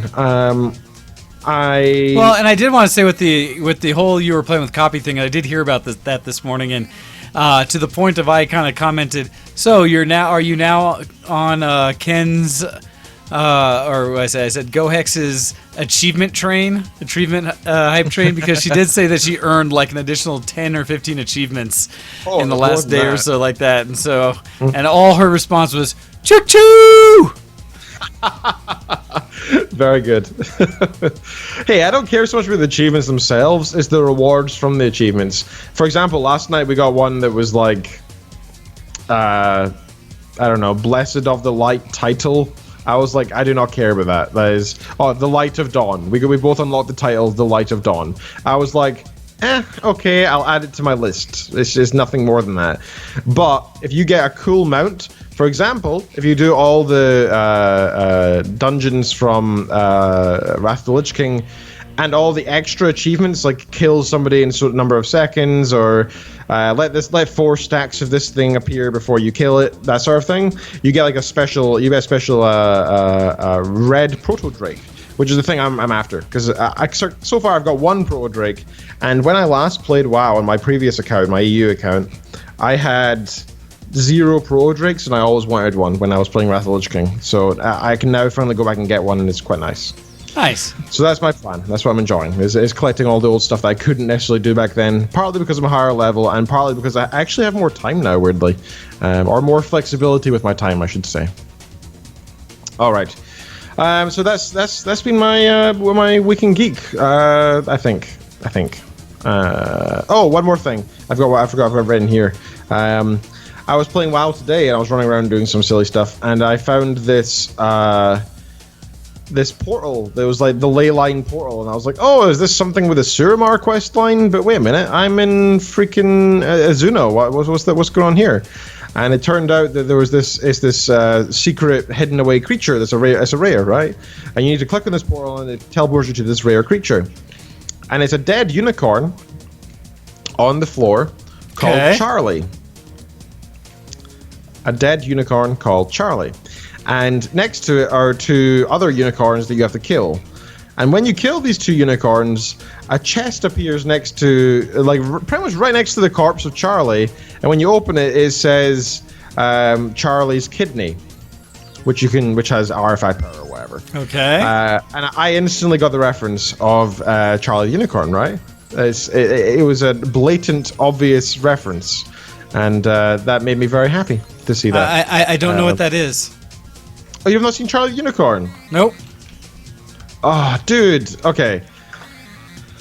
Kopii, make him watch this. I am no doubt you've seen this. And for anybody else, it's in the IRC. It's on YouTube. It wasn't originally there, but it was somewhere else. And it's got 67 million views for the original. And there's 3 videos. It's this random thing that was originally made on Newgrounds. And it's the adventures of this unicorn who it looks like a nice childish cartoon until people start losing kidneys and there's death and drugs and yeah, it's a good series. It's childish, it is funny, but it's classic. It reminds me of the Don't Look at Me or whatever that one is. The oh gosh, I forget the name of that one. The one with the puppets that goes really disgustingly like bloody and like psychedelic in that one. It reminds me of the sound of that, but I have not seen it. I have not seen any kind of brutal crazy things with the unicorn. So I will have to look it up. You definitely do, because it is internet history right there, along with like I don't know, Ultimate Showdown or just Newgrounds in general, to be honest. It's just part of that classic history of the internet. Pre-meme, we had Newgrounds, we had eBaum's World, we had Lemon Demon, and this kind of stuff I think is essential to look back on and appreciate. I definitely have missed out on memes and things like that. I am one of those people who maybe hears about one on occasion, but I really don't know. I find them very funny. I find modern ones very funny, but before memes were a thing, before the term was even coined, actually, when Richard Dawkins first coined it in his book The Selfish Gene, I think in 2004 or something, the idea of a meme was already a thing, because meme is short for mimetic, and mimetic means it's an idea that transfers like a virus, right? So if you have if you have a virus, you'll cough and you sneeze, and it'll get infected to people nearby you. And Dawkins was saying that information can be mimetic in the sense that you say something ingenious, you come up with some creative idea, something funny, a funny picture, whatever it may be, or in his case, I think he was talking religion as well. And you spread it, and it spreads like a disease, like a virus through a population. It's mimetic, and then people shortened it to a meme, and so Richard Dawkins, the renowned biologist and atheist, came up with that term, meme, and it's now used daily for dank memes all over the internet and wherever you go. Even where dank came from is silly to me, but I'm just showing my age, though. I am so old. I'm so old and terrible now that I'm just like, what? What are these kids and their dink meme? The dank memes. The thing is, I'm already too old for it. I mean, like, it's kind of like Fight Club. Like the idea is with memes is you don't really talk about memes, you just share them. You should never talk about them. So me talking about them is like violating some gross rule of the internet and just showing my age, because I shouldn't be doing that. So it just shows that I am not truly worthy of memeing or being a meme lord. I can't even say that. I can't even ironically say it without cringing to myself. Anyway, yes, so check out Charlie Unicorn. It's a bit of internet history, and it's definitely well worth checking out. And I'm glad to see there's a reference to it in World of Warcraft. That made me very happy. Hey, they are geeks, and so that's good. That's true. It's very true. All right, sir, that's me done with my geek cred, I believe. Alrighty, well, let's see. On my side of the geek realm, as you were talking about links and things like that, and no, Roxy, I'm not drinking milk in a sniffer. I am drinking a Cinnamon Toast Crunch, which would normally be a shot, but I drink it as a full, ridiculously sized drink. And so it's rum chata and Fireball mixed together over ice. And that's it. And it's lovely and tasty, and I recommend it to everyone. I set up a VTW Gaming Twitch channel. So, yes. I wanted to make sure everybody was aware, and Ken has already updated most of our links. In fact, Campo has as well by putting it onto the VTW Gaming social media on Facebook. But if you go to twitch.tv/VTW Gaming, you will be able to catch any of us that are prominent in the community of VTW as gamers streaming. And so I've set it up as an aggregate account, one that I have not streamed directly to, although I may for Gamefest. But it's one where if anybody, be it myself, El Campo, Ken, Pause, the original Kopii, although under Lantis, my friend Don, and a few others, if they are streaming, it will automatically aggregate through the VTW Gaming Twitch channel. So if you do not follow all those people individually, that will be a way to do it. In fact, as I just see Dr. Geniseko, or DJ Bullock, show up, since I can never say that name, I should probably add him as well, where if he is streaming any of his great, when he's mixing his trance music and DJing, and he puts on Twitch, I should have that on the VTW channel as well. But anyhow, yes, I'm putting it out as a whole way to basically let everyone who does stream on Twitch, that it is part of the VTW Gaming community, be part of that Twitch channel. So another way for people to find you. And so PT Dubs represent. Exactly. And along with that, a reminder that for anyone on the Facebook, if you go to VTW VTW Gaming or Versus the World Gaming on Facebook, and join that group or ask to get invited to it as we talk about some of the gaming things we do and share things there. I do have a basically order out for new VTW jerseys that I hope to put in tomorrow if all things go well. But we'll see. I have to hear back from Hero Sports because I'm hoping to get it before the end of the week, or I mean end of the month for Gamefest. It's New Jersey's Versus the World Gaming, by the way. No, not VTW. Versus the World Gaming. For the gaming channel. So check that out, and you can jump into that order. I have some means of which I could see getting some of these made and shipping for people who need it, at least in the U.S. I'm going to be making attempts to ship some out to some people that are not in the U.S., and that should be interesting and expensive. But if you do get on the list and talk to me, you can put basically a brand new jersey. I think the price is going to be somewhere around $70 U.S., but it'll have our gaming big yellow nerdy face on the front, your gaming tag on the back, and the letters VTW very large on the back, and I believe shoulders, and try and do that all in twill this time. So you can check that out if you're interested. All right, beyond that, I've been playing a little bit of Rainbow Six Siege, although I'm still terrible. Mostly that's because El Campo loves that game and has been playing a lot as a free weekend this weekend. I realize I'm still terrible, so I haven't been playing as much. But try, slow tactical game that you have to listen a lot, and I'm not good at. Other things, other than Rainbow Six, I've been playing more Overwatch, oddly enough. As much as I have been a hater on Blizzard forever and ever after Vanilla WoW, I have actually picked up and been playing more Overwatch, and I'm enjoying it. I have realized the more I've played it, the more I've come to appreciate the quality of the game. I still only have like maybe 2 or 3 characters I can actually play effectively, which is pretty much just, was it Xenia or something like that? One of the healers, Diva as a pseudo tank, and kind of Soldier 76 to a degree. But it is fun, although I still don't fully get the game or how to adjust for different things in it because I don't play it enough. Same thing with like me playing League of Legends, still playing some ARAMs on there as I do, just on occasion jump in. If you ever see me online and want to play an ARAM, just throw a shout out to me and I'll probably jump in for a game or two. Continued playing game night with Kopii. I've been playing Trine 3. In fact, we are almost done with it, I say. We only have maybe 2 or 3 more side quests open and 1 main quest, and then we will have completed that. We are still doing the 100%ing by getting all of the pyramids out of each level.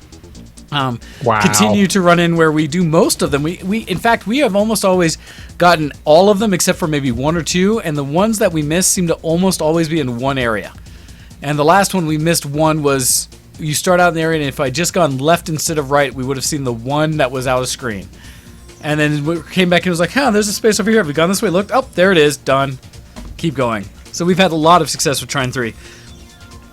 Let's see. Diablo 3, we played some of that this morning, in fact, and I'm very happy to be able to say that while we couldn't up it in-game last time we were playing because we were playing on hard difficulty, I was able to jump into it, and before we started the game, up it to expert. And so now we've gone from the base level of normal, I think there might be one less than that, but normal, hard, and now we're an expert. I think there's 2 or 3 levels of difficulty higher, but they're not unlocked yet. But I'm very happy to say that the game has finally almost become hard. Or, like, a chance of dying. Kopii did die once, and it was because she got surrounded by a bunch of things I didn't realize in time to throw a heal. But other than that, the game still has been mostly easy, but we finally got to a point where the monsters are taking long enough to make it feel like there's some challenge to the game or potential. That's good. That must make it more fun then. Are you actually enjoying it now? Oh, enjoying it. It's still just run around killing. And I mean, there were some few things here. We finally saw a cutscene, if you will, in the storyline that I think both of us reacted to, where it was a beginning of a part of a level. A ghost came up to us to give us an overall storyline, a quest in that dungeon. And in walking up, she was a headless ghost carrying her own head.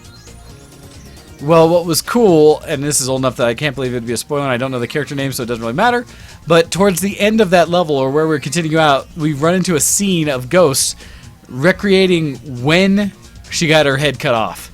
And essentially, It was an executioner, a king, and her in a guillotine, as she's saying, "No, I never betrayed." He's like, "No, I don't trust you. You're lying till the end," and cuts her head off.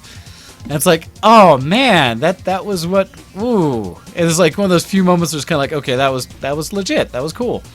And then it goes off of the old scene where you see her getting head cut off, and then you see the like dilapidated guillotine sitting there still, and it's kind of like, well, that actually gets a little more real, kind of cool. So throwing that out, I thought that was interesting, and it has been fun. Also, I've been binging on a show on Netflix called The Magicians. And it's one I don't know if many people out there have gone and seen. It's one that's been around for a while. The season's been out for a bit now, and it's something that I had kind of listed, or I kept hearing about as a pseudo Harry Potter-esque thing, but not Harry Potter's world, because it's all about magic and casting. It started off a little slow for me, but I have come to really say I enjoy it, and it's been growing on me, and it has gotten to a point where it got some dark things happening, and I think that maybe is why I'm appreciating it more. Is that there is a level of like, woo, that's not nice. That just happened. Well, it should be that way. That is like the theme of the game, right? It shouldn't be, oh, we're just killing things, smash, smash. It should be a case of, oh, well, no. Crap. So, well, this in world's dying. Well, so no, in this show called The Magicians, it's basically that magic is real, but it's not. And it feels very Harry Potter because there's a school in the show called, was it Brisbane or something like that? Or I forget what it's called, shoot. But there's a main school where they get taught. But it's not from like young kids. It's like they do a test, and the way they do it is they pick up people after college. And all the people who are magic users that they kind of sort into this school, I say sort loosely, but they do some tests to figure out how to do. They're all like MIT level kids. They're kids that should be going to Cambridge, right? Going to some of the top institutions in the world. Sure. And they're geniuses by all rights there, but then they're brought in as magician students, and they're new. But it's all based on innate ability and the kind of studying and stuff they do. It's a neat world. It took me a little bit to get into, but the characters, the more I've gone through, I've enjoyed. And just seeing some of like, that it's not all happy la la land. Now, there's still some criticisms, because it kills me that the main characters have so much ego in them that they feel like they can solve this massive problem of kind of like a Voldemort type character coming back trying to cause a lot of problems in the regular world, that it's them pretty much by themselves trying to solve all the problems, much like the Harry Potter kids, instead of going straight to like faculty and people that would know more to help them with the problems. And that bugs me to no end. The ego that's like, oh, but we're, young, inexperienced magicians, and we'll be able to solve everything ourselves. It's like, gosh darn it, why don't you just at least let higher-ups know, and then if they don't help you, continue on, but otherwise, like, maybe they can help and stuff. But that has bothered me a little bit. But beyond that, I will say that I'm actually quite enjoying the show. So one that I do recommend out there if people are interested in magic, kind of Harry Potter-esque shows, The Magicians on Netflix, I quite like. Also, But final is it thing. anime? No, this is a live action. Oh, okay. I'm suddenly interested. Okay. Yeah, so you might actually be able to tolerate it, Ken. Although Yeah, it's American maybe. based, not European based, or not UK based, so it's not that. Oh, sorry. This is like a totally random off note, but just as I was saying, UK.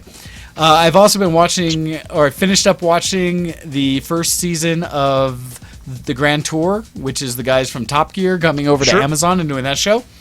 And I was just going to bring it up because I thought it was one of the better themes they had recently, as they were talking when they were in Loch Ness for 2 episodes they did. Okay. And what they had talked about, or was it Loch? Yeah, it was in Loch Ness because they were talking about the whole thing of it being the difference between Scottish, British, and English. And I thought it was hilarious because what they said essentially was, they had a list and they talked about it honestly of all the things that Scots have invented over the years. And like one example was like, the telephone, Alexander Graham Bell and stuff like that. But what they say is, though, in history, when you talk about it, the English will say, yes, Alexander Graham Bell invented the telephone, is a wonderful thing, and he was British. And then if it's something that they don't want to take credit for, they'll say, oh, no, that guy was Scottish. Totally Scottish. But as soon as they rise to an occasion that it's big enough that they think it's worth noting, suddenly they're British. And it was just this, they did so many examples in it, I was just short of rolling because of that. I thought it was hilarious to see. And I figured you've probably seen that. I've not seen it, but that's a joke that's gone back decades. I mean, I've heard that 3,000 times, and it's actually a point of contention for people here with many media outlets. Quite a lot of people will avoid, for example, the BBC because they're very prone for doing that. They will say specifically, oh, Andy Murray, the British tennis player, and it's like, no, he's the Scottish one. But whenever England has a win, they'll be like, oh, so-and-so, the English player. It's like, come on, that's not very fair. Yep, they absolutely do that. It's so bad. But at least they were opening it, like saying, like, nope, this happens, we totally do this. But it just made me chuckle. But yeah, so there's that. So also, the final thing is I set up, or not that I set up, but it's out there if you didn't know that VTW also has a Discord channel. I bring it up not because we use that. We use TeamSpeak for all our normal things. But the Discord channel, I'm at least bringing up because I'm in there mostly to prepare for Gamefest this next time. Because while we have a sponsored free TeamSpeak server, unfortunately, it only allows us 20 continuous connections at once into the server, which we've never had an issue with. We've gotten close a few times. Discord doesn't have those limitations as far as I know, and so we have that as well to be able to sit there and jump onto that as a backup, and I think we'll probably use that during Gamefest if people want to look for us when we're gaming. We'll probably be on the VTW Discord channel, and I'll send a link. That one, I was trying to figure out, and I don't know, DJ Bullock's on listening right now, he may be the one, but we're trying to figure out if it was you or Pause that set up the actual VTW Discord channel, and whether you can give up admin rights or at least add me to it so I can add more rooms to it when we use it. So just throwing that out there. But you can check out some people there and friend people on Discord if you'd like to. But you should be able to find us that way as well. All right, that's all I have for Geek Cred. I think we have time for a couple stories if we want to switch over, and we can start talking about the Geekoscope. So, Technology, news, and more today on the Geekoscope. So today in the Geekoscope with all things geek related. Ken, would you like to start us off with an article, or do you like me to jump on one? Yeah, I can start. I've got some old ones here that I don't want to say old, they're from last week, right? That I was going to talk about last week, but then as usual, we don't have enough time because we love talking about ourselves too much. Alright, so let's just do it in order. So this one's a bit of a longer article, but it's interesting, I think. This is 11 games to help you relax. Now, I think this is kind of important because there's a lot of games out there with lots of genres, and I think we often choose our games based on what we seek to feel, right? You play a game to achieve something, either literally or figuratively, in the sense that you literally play a game to achieve something in that game, or you play a game to achieve an emotion or a feeling or whatever. And for example, World of Warcraft is a game that I play to make me feel like I'm achieving something. It makes me feel like I'm doing something worthwhile. I'm not wasting my time. Even though I know fine well I actually am, and I'm not actually doing anything worthwhile while playing World of Warcraft. It makes me feel like I'm doing something. That's the important thing, right? Like, oh yay, I got that level up. Oh yay, I got that achievement. All that sort of stuff. So here's some games that'll make you feel like you've been make you feel a bit more calm, and that's important. Number 1 is Professor Layton and the Unwound Adventure. Have you heard of this one before? I have not. No, me neither. So it commands no extensive knowledge of video game logic, which makes it appropriate for both experienced and inexperienced players. It's made up of riddles, visual challenges, and brain teasers. It's great for both long playing sessions and short bursts. It's an engrossing play style, and the stunning animated presentation that makes it exceptional short-term antidote to stress. And it's called Professor Layton and the Unwound Future. It came out in 2010, I think. It got really high ratings, actually. Sorry, it came out in 2008. Was the initial release date. It came out for Nintendo DS. And it got 86% Metacritic. But it looks like quite a nice game, actually. So if you have a Nintendo DS, you might want to look that up as a nice chillaxed game, yo. Let's see what else there is here. Maybe something I can actually recognize. Here it goes. I know this one. Animal Crossing New Leaf. Paying off a loan may not seem like the most chilled out pastime, but spend any amount of time with Animal Crossing New Leaf and you'll soon realize the potential. Whether you're socializing with other villagers or collecting fish, bugs, and fossils to pay off your debt, you'll quickly become engrossed in this lifestyle sim. I've heard a lot of things about Animal Crossing, and it's something I'd like to get into, but I don't actually have any consoles that are able to play it. So, yeah. It does require access to Nintendo.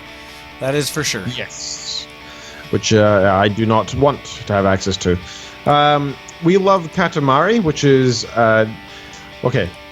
How they describe it here is they say, the best word to describe We Love Katamari is cathartic. In the title, you assume the role of a prince who must roll up the world into a ball at the behest of his fans. Starting with small objects, you're gradually able to gather larger items before moving into enormous skyscrapers and entire solar systems.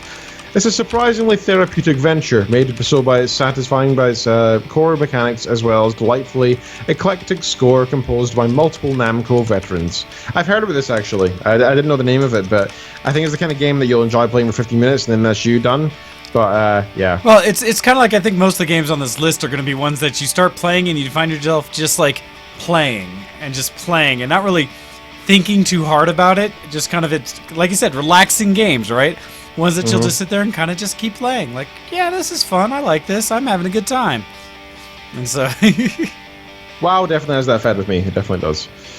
All right, so I'm going to look through for one of the some more interesting games here. Well, like Stardew Valley on the list is one of the ones that's been hugely popular, but it's a lot like, what is it, Animal Crossing or something like that, but yeah, for the PC, essentially. Or I've heard other references of farming type games like that. For me, no interest, but the people who've played it seem to love that game. Love it. Let's see, I don't know Monument Valley. Interesting that one of the ones on the list here is Skyrim. Yeah, that was one that at first I was surprised by, but then I thought about it and it makes perfect sense. So Skyrim as a world is beautiful. This is true. Especially at nighttime. If you're roaming through the wilderness at nighttime, you'll see, the northern, southern, eastern, western lights roaming across the skies. You'll see the beautiful large moon and other planets. And if you have mods, it'll look even more beautiful. The calming, relaxing music whenever you go into any town or tavern, and you just think, I'm where I know I am. If you know what I mean. I think that's quite good. That's quite a good phrase. That I quite like that. I'm where I know I am. And the idea is that you're no longer roaming through dungeons and through places that you no longer understand or have never been to before. In Skyrim, we're all on our nth playthrough. So when you hear that music, it is therapeutic because you're returning to a time in the past, and it has that level of nostalgia of like, I remember playing this back when I was in an easier part of my life earlier on, and it was more chilled and relaxed, and it's just a beautiful game. Lovely, lovely game. So I totally get that. Would you call it therapeutic, sir? As you talked about it, I could see where that's at, because there's a part, though, that like when I'm in a dungeon, not so much.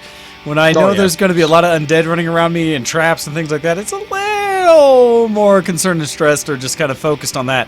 But when I'm just walking the countryside, or in a town especially, it tends to be very relaxed. The music, the ambience, the going into taverns and stuff like that really is pretty cool. And so, yeah, I could see that. It's just weird to me, though, because there's a lot of hack and slash, go out there and adventure, but there is a lot of just roaming and exploration, and that's the part that I think can be very calming. Mm-hmm. Definitely. So I thought it was a nice, interesting little article. This other one I have to mention, Alto's Adventure. It's a game that distracted me for weeks, and then I stopped. Oh. It says relaxing, but it can also get pretty intense. It's basically believe it or not, it's a snowboarding game where it's 2D, and you're this character who's going down a hill, and all you can control is when you jump.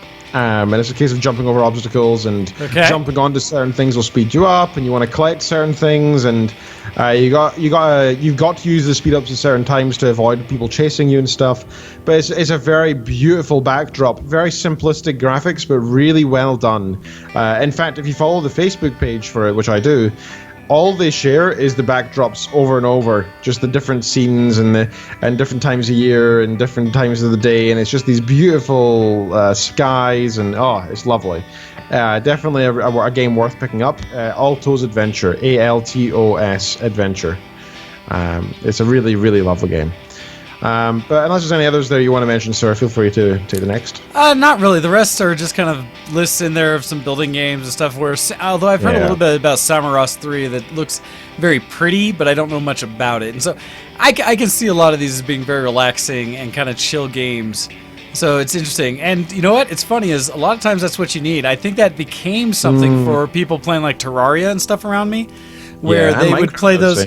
And Minecraft stuff, because when you're just doing a project and just building, right, or just creating something that's going to take you time, and it's not about a race of doing it or something, but doing it the way you want, you can just sit there and relax and just do it. I know that from my ex-roommate, one of them, he played the heck out of Terraria, and for him it was very much so much chaos going around in daily life at work that coming home and having control over something and creating it exactly how he wanted to was his relaxation. It was his way of just stopping, letting the world go away, and just focusing on something that he had control of. And really, really enjoyed it and dumped hundreds of hours into the game because of that. So yeah, no, it's an interesting way to look at a list of games that I don't see as often. So, very cool. All right, I am going to jump in next and do a quick one here. Somewhat talking, as Roxy was saying, about some of the older games that she's played, and we're kind of discussing IRC about me finding like an old jewel case version of my Warcraft 2 Battle.net edition and stuff like that, and her talking about some old games she wanted to play. Well, here's an article that talks about 4 sites where you can download old PC games for free. And this is something it's kind of like consumer advice out there. If you like getting your nostalgia on and doing some retro play, here are some places you can check out for some old games. First one coming up is Abandonia. Abandonia is an index of abandonware, quote, dedicated to classic DOS games. Abandonware titles are games or software with expired copyright or games which no longer are supported by the publisher. The site was founded in 1999 with the concept of abandonware, whereas merely 2 years old. After a few inactive years, it blossomed and continues to grow. The database hosts 1,177 downloadable games and counts a total of more than 100,000 members. That's a place to go check out some really good old ones. Let's see, another one is Abandonware DOS. It's another abandonware site focused on, you guessed it, DOS games, and features a reasonable repertoire of Windows titles, though nothing too recent. Let's see, it's a very active site, and each title comes with its own site rating, title specifications, release dates, screenshots, as well as recent-ish video playthroughs and snippets of game-related facts. Let's see, what else do we have in here? We have RGB Classic Games. This is one that features a wide range of classic DOS games, previously unreleased titles, and even some, quote, modern DOS titles. The entire site is dedicated to preserving classic games for defunct PC operating systems, such as DOS, CPM86, OS2, Win16, and Win9X, as well as making them easier to play on modern systems.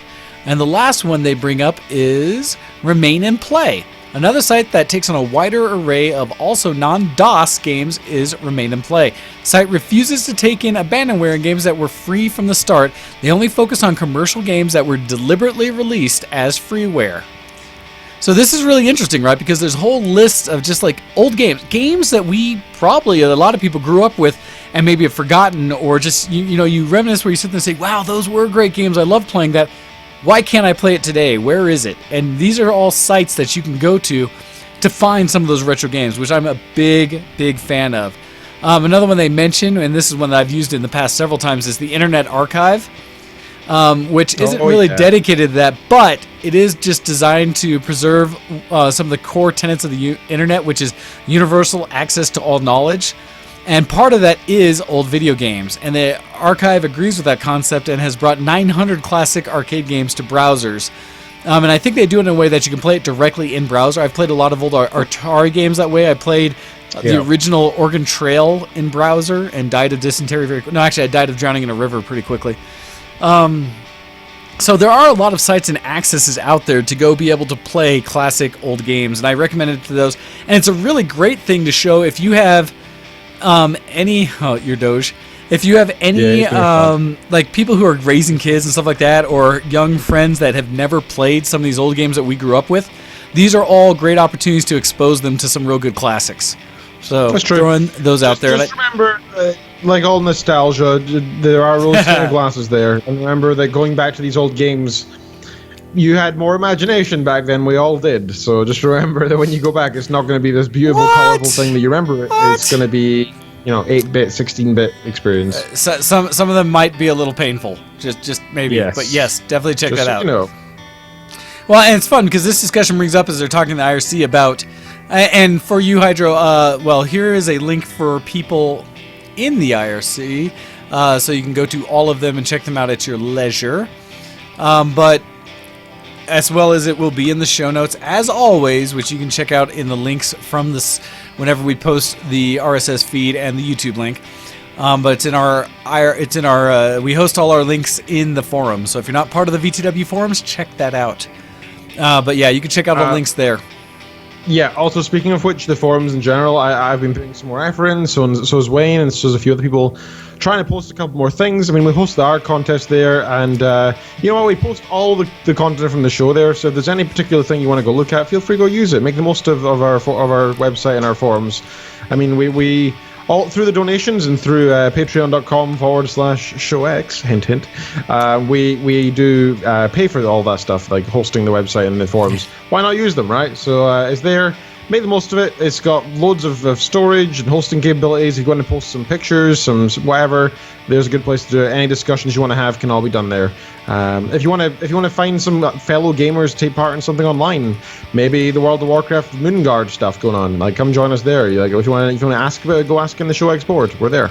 Also, a big part of that is if you by any chance are hosting a VTW game instance, regardless of the game you play, if you are repping VTW and want a place to bring your guild, clan, group together, you can do it on the VTW forums. Just let us know and we can create a subtopic for you to host any discussions about that. Do you have a large EVE guild, or like the WoW guild that we have going today, or any other future gaming things and would like a place to host your discussions? Just let us know and we'll give you a wing of the VTW forums to do all of that. It's a great place just to bring us all together under one great banner versus the world. Because how cool is it to be part of VTW when gaming out there? I know I love throwing the tag out. Would like to have more of you do it as well. There's nothing like when they recognize it and they're afraid of it. Oh, Call of Duty, we've done that so much. But that never happens to me. But I love the stories with you guys with your first-person shooters when people recognize and they go, "Oh, they hate us. These are the hackers. These are the ones that are super good." God, they hate us and it feels good. That should be our tagline. They hate us and it feels good. Well, so what is it? Campo put up redid it for, it might have even been on the forum, but basically the post saying, we are fueled by your tears. And it has like a whole little empty the full gauge based on that. So yeah, it's nice. And the beauty is within VTW, we're all friends and family in that sense. Thank you, Wrath, for putting that up. And yeah, we absolutely would love to have more people in. So if you are growing or a part of a thing or wanted to start setting up a group somewhere and you want a moniker to throw it under with support from others, do it as VTW. Talk to us and we'll throw you in there and we'll get it all going. That's not just video games, that's tabletops as well. If you want to do your online pretend you're Zixi or something like that, or you want to do like a Dungeons and Dragons Pathfinder online group, hey, set up through VTW. It's what we're here for. You know? Yes. And let us know. Email into the show at showx@vtwproduction.com and let us know what you're doing and how VTW is being repped out there in the gaming world. Would love to hear stories. We'll share it on the show. But with that, it is time for us to end the show because we have butted up against our time block. Ken, could you do us the honor of reminding everybody where they can find us, what they can do, and how they can support the show? Sure thing. You can find us everywhere, pretty much. I'm not going to give out all those links, but please do check out the forums because you can find like where Wayne and I are online. You can find that all over the joint there. So please go do that. You can find us on showx@vtwproductions.com. That's how you send in emails to our little show here, and we will read them out. Whatever you may want to talk about, we can talk about. Be it a bit of a news article, your geek cred, what you've been up to, so some nice pictures of you and your friends, a sports ball, whatever. We appreciate everything. We like to see how our fans are doing.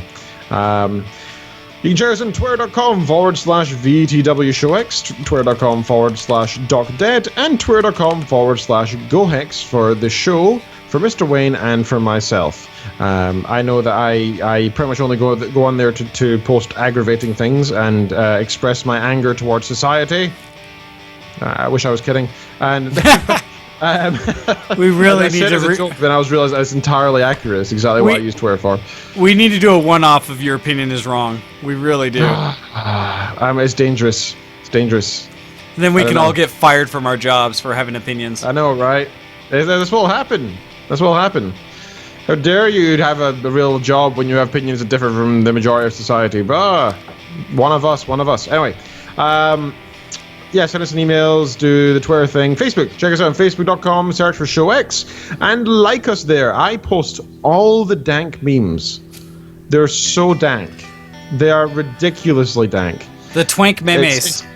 They're such dank memes. They're ridiculous. Go check them out. I post funny pictures and you like them. I also post news sometimes, like we're supposed to, but you know, I mainly do it to post things that I find funny. Not even gaming related. I just post whatever I feel like nowadays. It's pretty bad, but people seem to like it. Every single week I look at it and our performance has been increasing steadily. People are like, yeah, more. So it's good. It's good. Where else? You can check us out on patreon.com/VTW. No. Patreon.com/ShowX. Give us a minimum of $1 a month. You don't have to. We're not forcing you, but it'd be nice if you did, because this whole thing costs us time, as well as literal cash, because it's not free to do the show. It's not free to have a server. It's not free to have the TeamSpeak server. It's not free to have any of these things, right? It's all costs pennies. So anything you can donate is very much appreciated. Check us out on Alpha Geek Radio. Those guys are great as well, and they help us with many things, so I like to give them a shout out too. Check out the gaming night tonight. It's right now in the TeamSpeak. Go join. I will not be there. I want to. I'm very tempted to, but I need to go to sleep because I'm up at 5 a.m., which is in a very small number of hours for me over here. So I can't, sadly. But you should go take part in the gaming night. Go represent and go have fun. You will enjoy it and you will not regret it. Add us in all the gaming places. Find us on Steam. Find us in all these places, and we will probably see you during the weekend away. I'm still playing WoW while I'm away. I'll be playing it in the evening. So add me and we can play and stuff, guys. Moonguard. Except I really don't want to represent Moonguard, but for some reason I do. Come on, Ken. Moonguard, RP furries, woot! Yeah. Well, I gotta say, one of my favorite things to watch on YouTube recently is all these furry cringe comps, though. Oh man, you just need to accept it. Yes. Just pet. It's okay. Hey, people are welcome to do whatever they want, and I'm allowed to watch the cringe comps and laugh. Anyway, you've been watching ShowX on VTWRussians.com. Thank you for having me on the show, sir. It is very much appreciated. Always, it's a good time, Ken. Thank you very much for being a part of the show every week, and thank you everybody for listening. All right, I'll jump into TeamSpeak. I'll see you guys on a bit, and we will catch you again next week. Thank you, everybody. See you later.